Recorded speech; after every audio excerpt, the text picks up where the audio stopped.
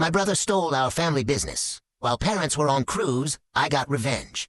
I never thought my own brother would try to steal everything my parents built from nothing. But here I am, staring at eviction papers with my family's name crossed out and Tyler's signature at the bottom like he owns the place. Let me back up.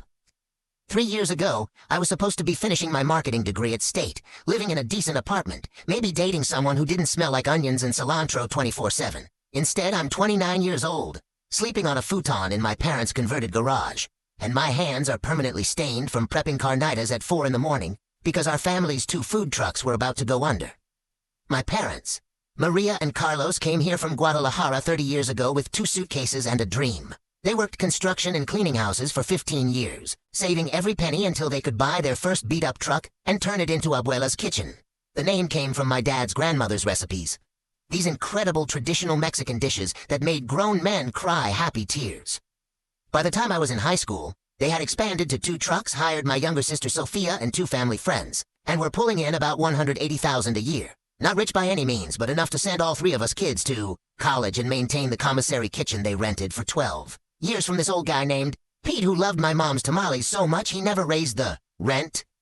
But then the pandemic hit and everything changed. Food trucks were struggling everywhere. My parents, who barely speak English and have never touched a computer, had no idea how to pivot to delivery apps or social media marketing. I watched them stress about every bill, saw my dad's hair go completely gray in 6 months, so I made a choice. I dropped out with 1 semester left, moved into the garage, and threw myself into saving the business. 60-hour weeks, learning inventory management, figuring out Instagram, negotiating with suppliers.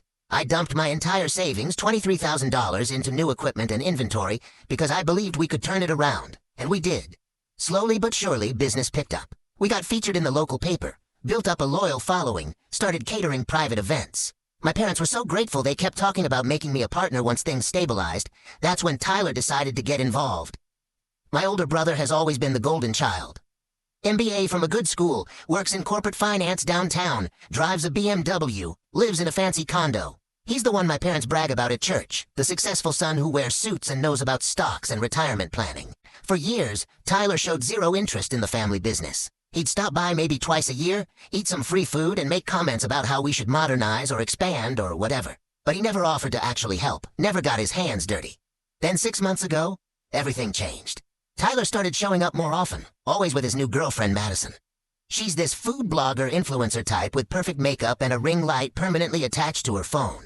The first time I met her, she spent 10 minutes photographing her taco from every angle before taking a tiny bite and declaring it almost authentic. Tyler began having these long conversations with our parents about business strategy